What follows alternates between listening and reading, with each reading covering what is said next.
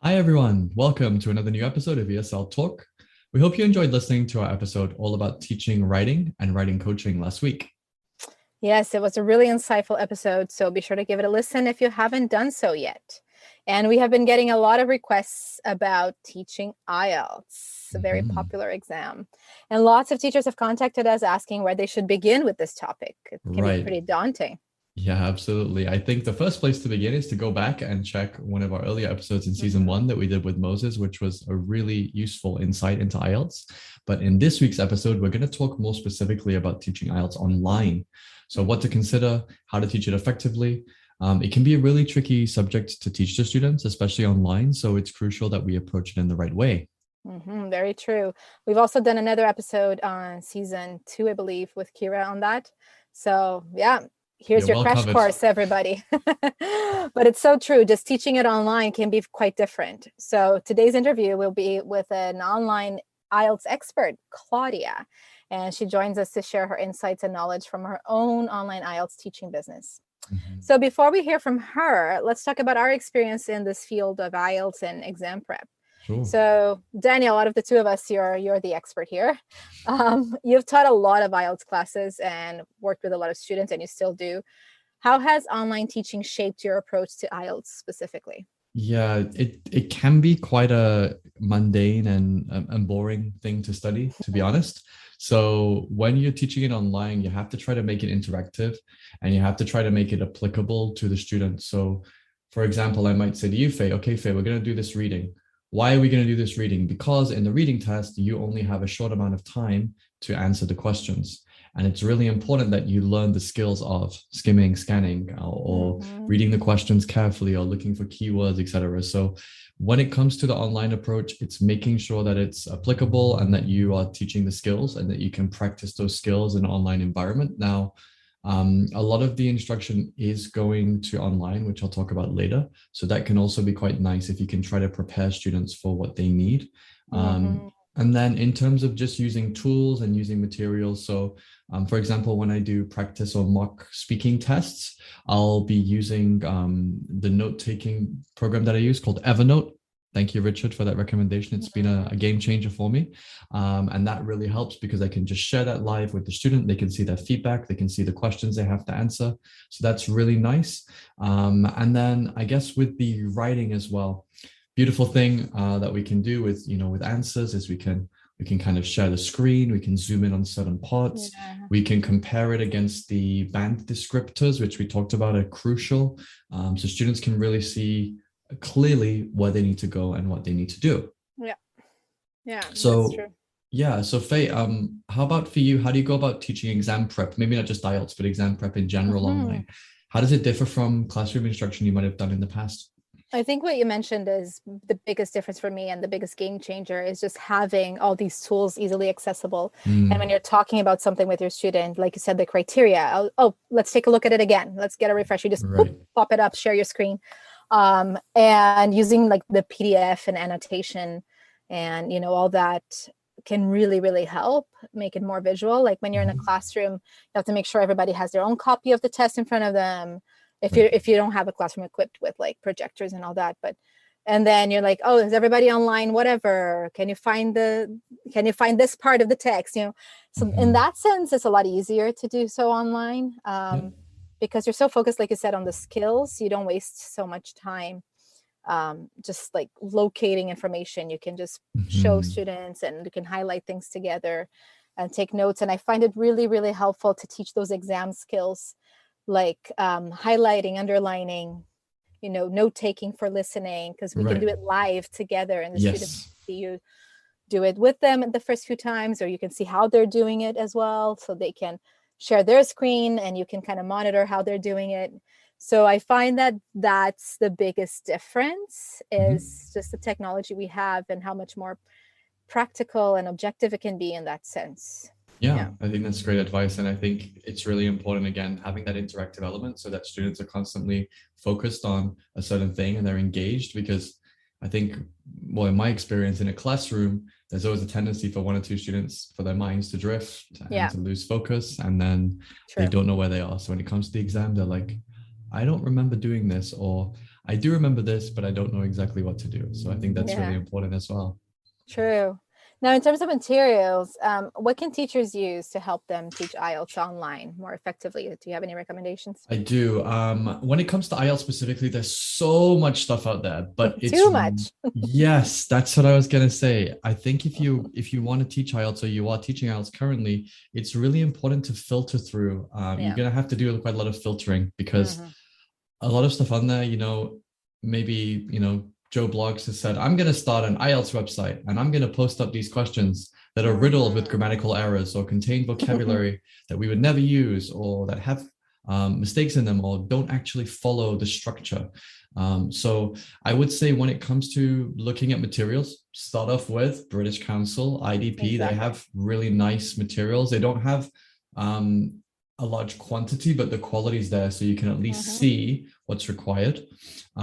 Some other recommendations that I think are really useful. One that I would say is, I think it's just called IELTS Online.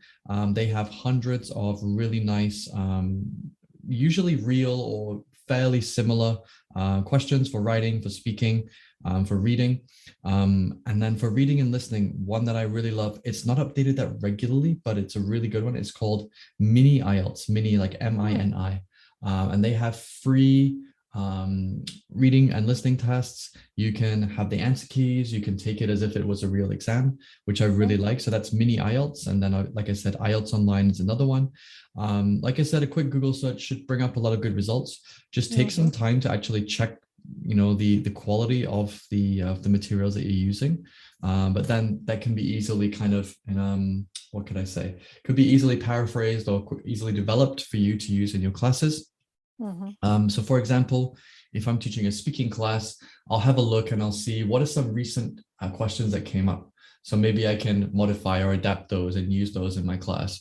And what I'll try to simulate is a real speaking test. So student, Faye, here's how the speaking test goes. It's this long. It's this many questions. These are the types of questions you might practice. Let's have a look at task one or part one together. We have 3 topics and then we can go through it and they can see it systematically so that when they take the test, hopefully they're prepared, they know what's coming and that they have the skills, really important, the skills to be able to develop. I think a lot of these websites don't necessarily give good advice and they'll say very general things that don't really make sense from my experience as an examiner, because they'll say things like, make sure you answer all the questions fully. Well, for speaking, if you haven't done something or you don't have experience of something, then how can you answer it fully? So, for example, I think one question I saw was talk about a successful couple that you know, which is really strange. If I'm a 15-year-old child, I probably don't know anything about that. Right. So if that student said, well, I don't know of a couple myself, however, I could talk about my parents, or then that's fine. You don't necessarily have to answer the question exactly Exactly. as it Yeah. is, Yeah. Yeah. because Yeah. in the band descriptors, nothing says that. Now, Yeah. obviously, it needs to be fairly similar, but it doesn't have to be an exact answer. Like So you can't go totally off topic, but right. yeah. But there's times where I've asked students something and they've said, well, I actually like, for example, topics like art or history. They say, actually, I don't know anything about history, but I really love learning about art. So here's some things. Okay, well, that's fine because you're Yeah. still trying to answer the question. Yeah. So it's about the skills, not necessarily the content all the time for speaking. Yeah. Writing, again, a lot of advice I see on writing is you need to write this many words. Well, it says write to at least 250. So 251 is at least 250. Right. 260 is fine. The biggest thing we see is people write too much and they think, oh, I've got to show off all these words and all this vocabulary. Well, if you only need a 6.5 or a 7, why overcomplicate it? Why go much longer? Because the more you write, the more mistakes you're likely to make, the more issues with cohesion and clarity there'll be, grammar. So if I write a nice, clear, well-organized, well-structured 260-word, 4-paragraph essay, that's going to be a much better it's score. going to be much But what I fun. usually tell my students about that too, about the number of words, is that the tasks are designed to be well accomplished within that word range. Exactly. So it is, if you are able to do it and stay around that number, Yes. You're going to get a much higher score than if you write 200 extra words. Right. because then something's gonna be going wrong. The You're way gonna be that going I off topic, or you're yeah. gonna be, exaggerating or And whatever. Like, it's going to affect your scores, because for yeah, task achievement, you're not achieving the task yeah, because you're yeah, writing too much. yeah. And the way I try to And your prepare it is discourse management's probably not going to be as good because you're going to be like going around the topic and exactly. saying It's going to be unnecessary things. repetitive, Yeah, and vocabulary yeah, is not going to be precise. Exactly. Thank you, Faye. yeah. Wonderful. So you've given me some advice. What advice would you give for students who want to prepare for an exam online? What kind of skills do they need nowadays? So for students, I usually, obviously, I always recommend they have an instructor, a teacher, because sometimes you get students saying, "Oh, I can just prepare on my own. There's so much out there," but they really need to have somebody who can look at their issues specifically. We talked about this with the writing episode last We week. did. But somebody who can identify what their issues are and help them focus on those. It's a lot more, I'd say, time efficient and even financially efficient to do that, Yeah. because then you probably won't have to retake the test.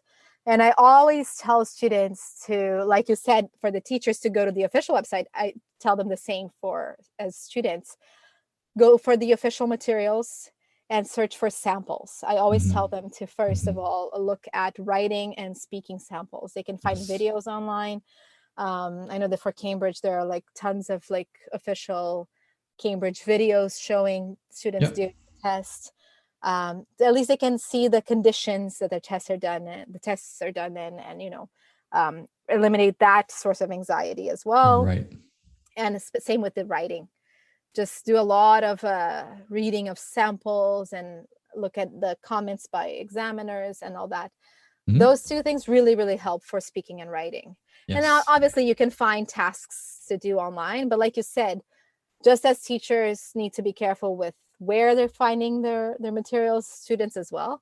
Yes. So usually just guide them to the appropriate websites. Yeah.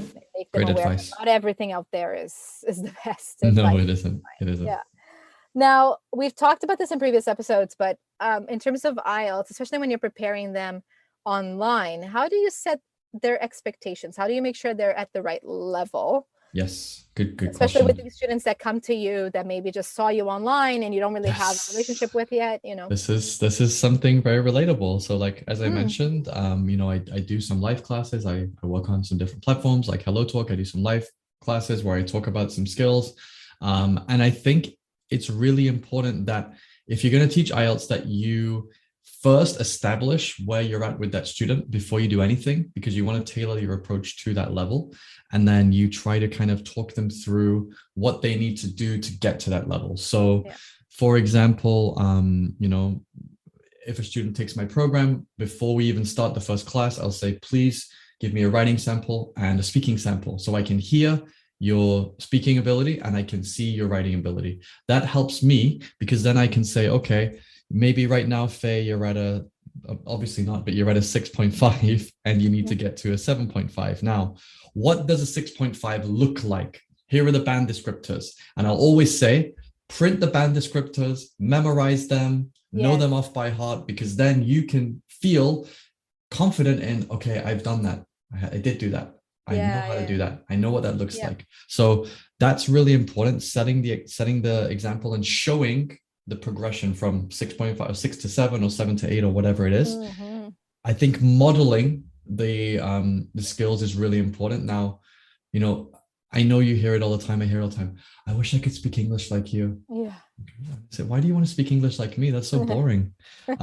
It's not about that. It's about, how do I communicate effectively for IELTS? It's not about the words I use to describe or to, develop. Yes, that's important to some extent, but it's not all about that. It's about, can I communicate effectively, and can I communicate successfully? That's what it's about. So there's people say, I was unlucky. I needed, I want to just see what happens on the day. I'll be fine. Don't leave things to luck. Don't leave things to chance. If you prepare properly and have the right systems and the right strategies in place, then you can navigate any question and any part of the test. So another example, students usually come to me, they say, Daniel, I want to improve IELTS. And I say, great. I say, I have an amazing program that I've used with lots of students. We've been very successful in helping them. And this is what it is. And this is what it costs. And they say, well, I think I'll just try and do it by myself. And that's great. And some students do it by themselves and they're successful. But some students take the test 3 times, 4 times. They spend thousands of dollars. And then they come back and say, Daniel, I still can't get this 7 because of A, B, C, D. And I say, I don't think it's A. It's probably not B. It's definitely not C. And it isn't D. So what can we do? So again, like you said, Faye, get a professional teacher, establish your level, recognize what you need to do and how you need to get there. And then you can work on those skills throughout. And then you know what to expect. You know what's going to happen. You have the skills, you have the strategies, and then you're able to navigate the exam successfully. That's what it's about. I think for teachers too, a lot of the times, I see this a lot with especially teachers that are just starting out and they're maybe desperately trying to get students, is they're over promising on what they can deliver. Yes. Or, when they get a student, they say a student that's maybe testing at a 5 or a 5.5 and they say, yeah, I can get you at a 7 in a month. And you're like, it's a little irresponsible to make those guarantees. Very. I think what's important for those people who are listening as well is that, I would be very, very careful about what you can promise. Generally, what I would do is, again, every student's different. So, you can't treat 2 students the same. I would generally say, this is what we need to do. And then as we're going through, our lessons, maybe if it's 3 months, 2 months, even a month, if it's more intensive, take reviews and ask the student, the band descriptors. Where do you think you sit on here? Why? And then that way they can actually regulate and assess themselves, which actually makes it your job easier. And then when they get the exam, they can say, well, I think I did really well here. And generally, if you've done the work and they've done the work, they should be able to kind of give a good indication of where they're at. So I think that's important. And on the flip side, be honest. I know we were worried, like, I don't want to lose my student. I don't want to lose that that source of income or that source of teaching, which is fair enough. But if you're not honest, if you're not 100% honest with them and they don't get the result, then that could be even worse, right? So exactly, that's exactly my point. It's like if you promising that might help you get the student to sign up initially, but it's going to cause you a lot of headache afterwards because you're going to get a very disappointed student who probably won't want to continue classes with you and might even give you like a bad review because you're working online. Everyone has access to that, right? Exactly. Now, finally, I know that there are some, these exams are always changing, lately, like most recently, what are some new developments or areas of IELTS that you think teachers should watch out for when teaching it online? Yeah, so a lot more often now, students are taking the computer-based IELTS. So for the reading, writing, and listening, they're all done online. The speaking is still done face-to-face. Now, obviously, when you're typing a writing response, it's a little bit different to doing it on the paper. So you need to know what the differences are and the nuances are with the test because they are a little bit different. And just in terms of the kind of the layout and the way that the actual test works. Things like taking notes, you can do it in some areas, not in others. The listening, again, it's still only one, but there's a way of navigating through the questions, making sure that you can skip and come back. So that takes a little bit of getting used to. So if your student is going to take online IELTS, I would always suggest kind of just taking them through or giving them some materials that will help them to understand how to do it.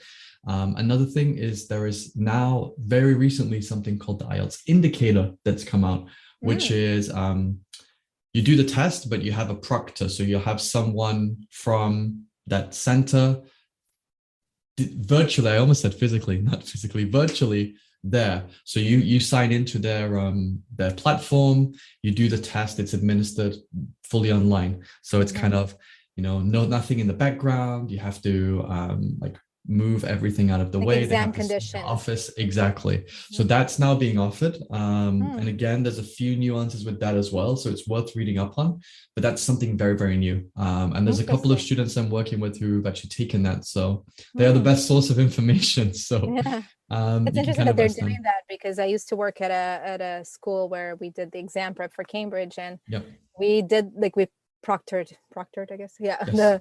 the exams for Cambridge, like they'd send us mock tests to try Right. out with our students. But the great thing was that it was all exam conditions. Yes. So that was so helpful for them. And it's good to know that they're doing the same for even the online test. Yes. Yeah, It that's is awesome. new and it is changing, but that hopefully means there's more opportunity for us to teach and to teach Mm-hmm. well and to help students to be successful in IELTS. So yeah. Mm-hmm. All right. So I hope that was helpful for everyone.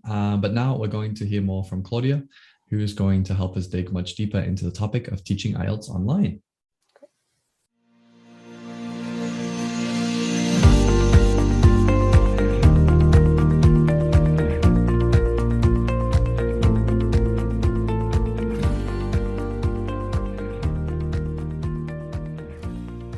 All right, Claudia, welcome. We're so happy to have you join us today on ESL Talk.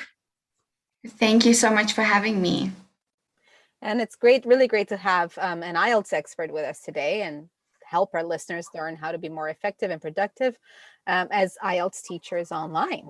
Yes, this is something I talk about a lot and we've talked about in other episodes. But Claudia, can you tell our listeners about your journey into teaching and then why did you decide to start teaching IELTS online? Yes, sure. So I was a volunteer teacher and I realized really quickly that I love teaching. So I got my teaching certificate. And because most people here in South Africa, they speak English. I wanted to teach English as a second language, but there wasn't a market for it, basically. It's not like Canada and Australia where people are sort of, flocking to the country to study and work. It's a little bit different. People are coming. It's different. So I started teaching online immediately and absolutely loved it. I've been teaching online. I started in 2018. And then I kind of fell into IELTS. And I feel like many IELTS tutors will tell you this. Right. You can't go to school for it. It just kind of happens. Students approach you, and I had known these students for a while, and they said to me, "I really need to pass. Well, you can't pass or fail IELTS, but I really need to achieve a 7.5 or whatever it is. Please, can you help me?" And there's so much depending on this test. So it was enough motivation for me to learn about the test. And that's just how I got into it, basically. Great. And now, as many of us do that, we fell into it. But what did you need to do to prepare yourself to teach it? And what can be something that can be so tricky for teachers to prepare for, right? What did you do? Yes, yes. I took many courses created by IELTS examiners and IELTS experts. That's what I did. I tried to understand the test format, the band descriptors, what are the examiners looking for, and that's what I did. I learned from other experts in the field. There are so many great resources online. You just have to make sure it's credible. Those resources are. There are great textbooks as well. But basically, I just learned from other teachers and then I compared their strategies because in IELTS, you have some standard strategies that everyone uses, but there's parts where you would use different strategies and different teachers will teach different strategies. So what I did was compare those strategies and apply them in my classes. And I just try to find what worked for me and my students as well. Yeah, Nice. because I mean, like you said, we're all kind of different and have our own ways of doing things. But when you kind of pull from different sources, yeah, it can be a really, really good package. Now, how do you deliver your classes online? What tools or methods can help your learners do that? So if we're talking about practical tools, I use Zoom and Google Documents and PowerPoint. In terms of teaching methods, I need to find out a few things from the students in the beginning. So what is their current English level? That's really important because a B1 is about a 5.5 to 6.5 IELTS band score. So I need to know what their English level is. I need to know when they've booked their test for. So do we have a deadline? And what score do they need to achieve? So that helps you because the preparation process will be different for each student. And then I also need to know, are they taking the general or the academic test? Because there are some differences. And then I break down the tasks for them and we go through each task and I simplify the process for them. And I give a lot of practical homework as well and give them feedback. And essentially it's giving them a step-by-step guide through the test. It's a very comprehensive approach. And I think that's important because a lot of students I've worked with, Claudia, they come to me, they're like, I need to improve my speaking. I'm like, okay, we can focus on that, but you need to focus on everything. Just like with general English, right? You have to approach everything together. Now, I wanted to ask you, what are some of the challenges you faced teaching students IELTS online, and how did you overcome these challenges? Because like you mentioned, they say, I need to pass. And I say, pass? What do you mean pass? Or they say, well, my teacher in my country told me this, or I have been told you need to do this, or, you know, some of these kind of relearnings and these misconceptions, like how do you deal with that? And what are some of the challenges you faced? Well, one of the biggest things is teaching a student that, okay, we need to find a balance between improving your overall English as well as preparing for a very specific test, a very specific criteria. That's challenge right there, is finding that balance. And then also being honest with students, because some students will come to me and they're a B1, but they need a 7.5. So you as a teacher have to take them from B1 to C1 in 1 month. And that's, I mean, that's more than challenging. It's almost impossible. So you have to be really honest with them. And sometimes students will understand and say, okay, I need more time. But other students will say, I've booked my test and just, this is what, I'm just going to do it. So in that situation, I just do my best and I try and teach them as much strategy as I can. But yeah, that's been one of the biggest challenges. And then the second challenge is the pressure students feel, because I've had students who they're living in New Zealand, for example, and if they don't get the band score that they need, they need to leave the country. I mean, this is so much depending on this test. Cry during lessons not because of the test, but because of the pressure. And also there's a misconception that IELTS is only accepted in English-speaking countries. But in Italy, if you want to get into one of the top universities and it's an English-speaking university, you need IELTS as well. So these are some of the challenges that you face as an IELTS tutor, and you really have to be empathetic and understand that they're under immense pressure. Yeah, the stakes are so high when you deal with any exam prep, but nowadays IELTS so much because, as you said, it's so commonly used for university and immigration purposes that, students are incredibly stressed. And adjusting expectations is something that we've talked about a lot before, right, Daniel? Yes, we have. Having those honest, difficult conversations of, well, I don't think it's going to be possible. We'll try our best, and then you have to manage those expectations, because if someone's been telling you all along, oh, you can get an 8, no problem, and you get a 6.5, it's really difficult. And it's about, I think, focusing it on the student instead of, well, I was unlucky, or the examiner didn't like me, or I heard that they are stupid test. the test's fault, or whatever, I was feeling sick that day, or I heard that they don't like people from this country. All these things that you hear, and you have to obviously take them on board and process them, but then you need to focus on you, your journey, your skills, the steps you need to take. So it's tricky, but it is difficult for sure. So Claudia, a lot of our listeners, they perhaps teach IELTS online or they've been wanting to do this, teaching IELTS online. What are some steps they could take when teaching these skills? Any advice for them how to do it in an online setting? Mm. Well, the most important thing is to break down every task Hmm. through the entire exam with students and break down each task.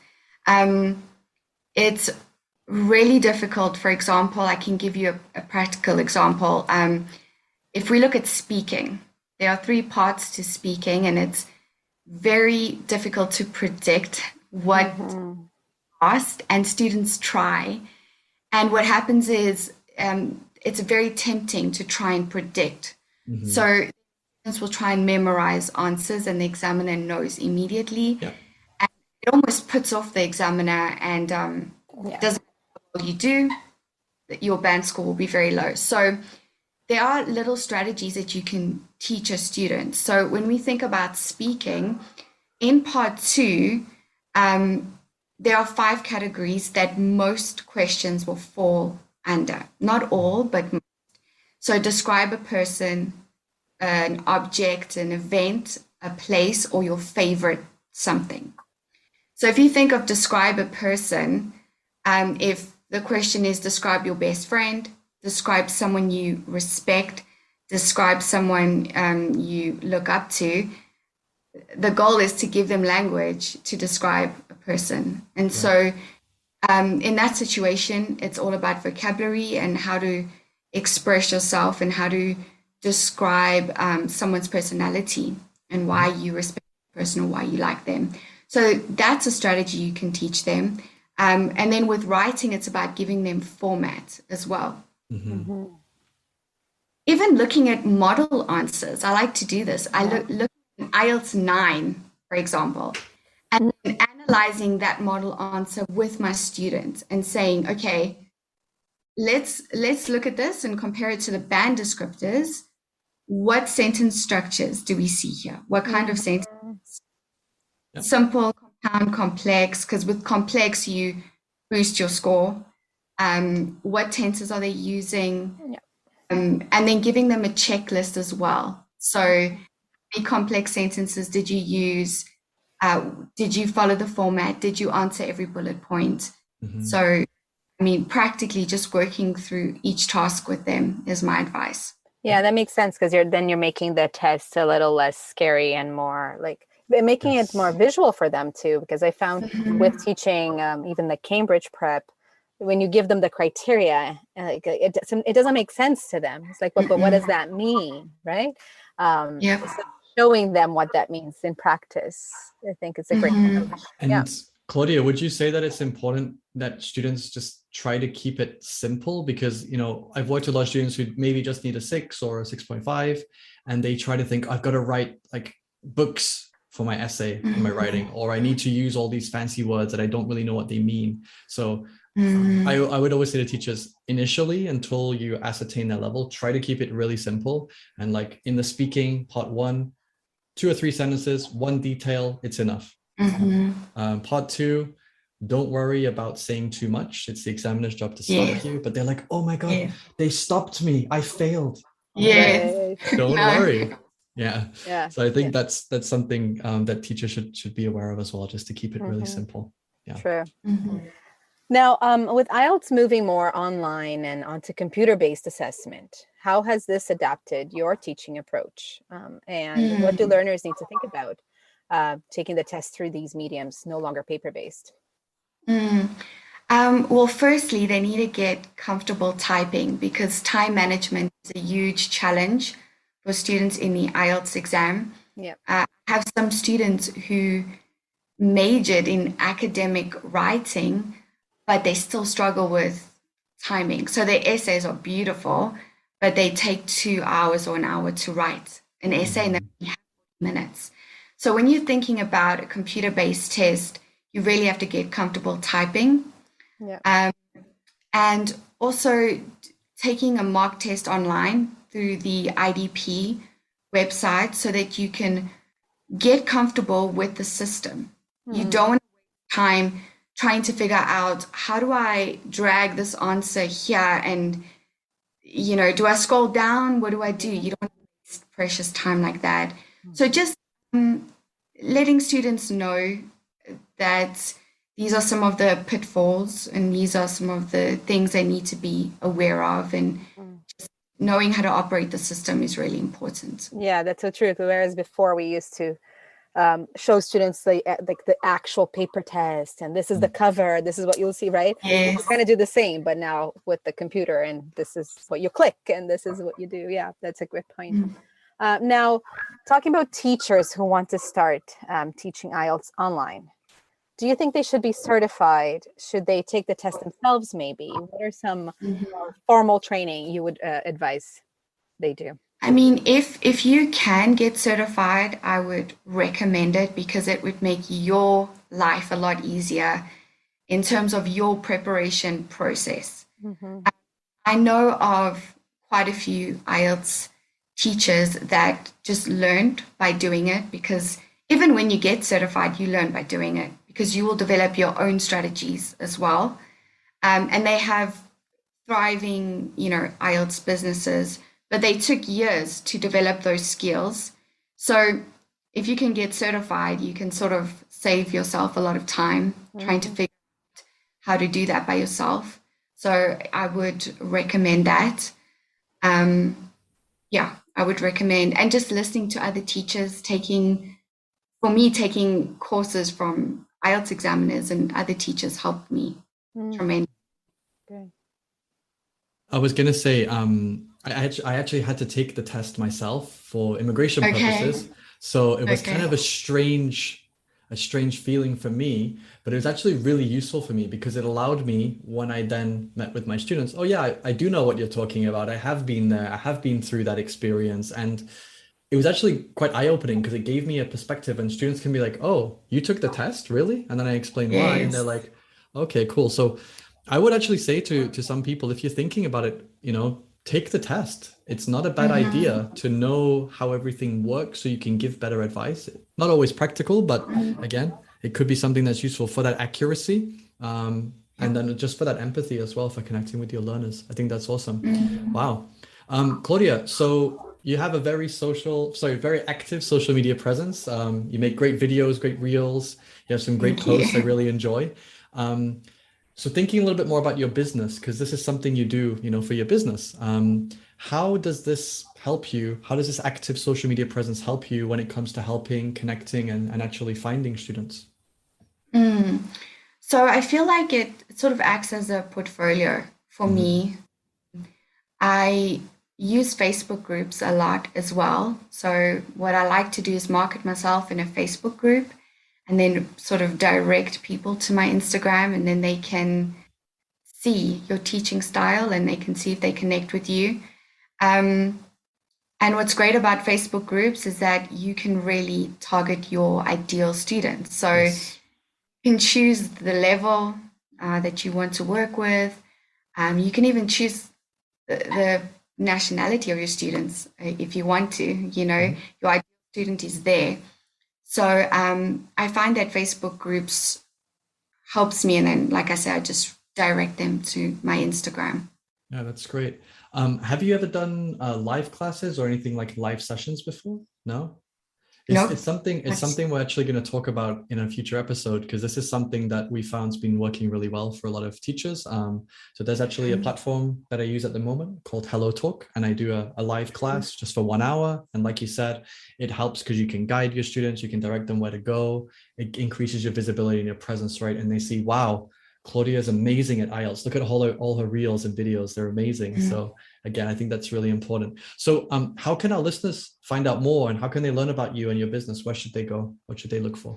So you can go right to my Instagram. It's English with Claudia _. And then my Facebook page is just English with Claudia. Perfect. We will definitely add those to the episode description. So guys, please feel free to have a look and feel free to reach out. I'm sure you're happy to answer any questions, right, Claudia? Yes, of course. Okay, perfect. That's great. Thank you so much for joining us today. Thank you for having me. I appreciate it. Thank you. Claudia, so lovely to hear from such a passionate and engaging educator. I think we've all learned a lot more about IELTS after listening today. And as always, please get in touch with us on Instagram at ESL Talk Podcast. Send an email to esltalkpodcast@gmail.com. And you can also visit our website to access all of our previous episodes from every season for free.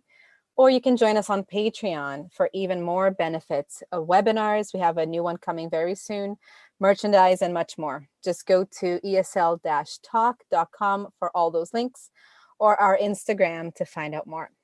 And of course, you can always join us individually on Instagram. First of all, you can find me at Learning with Faye. Faye is Fey. Or at I'm Daniel Teacher. So that's it for this week. We'll see you again next week for another brand new episode.